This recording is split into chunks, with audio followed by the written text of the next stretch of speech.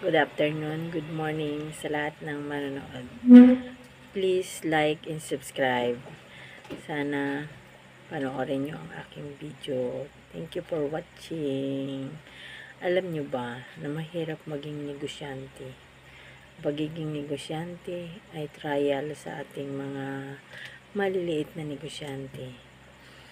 Maraming mangungutang, tapos karamihan hindi magbabayad.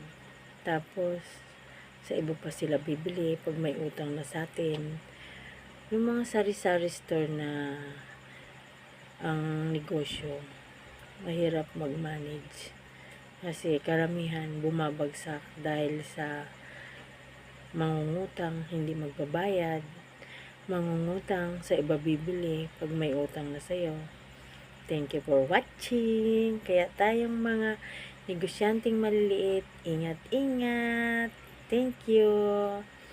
Kailangan nating maging wais.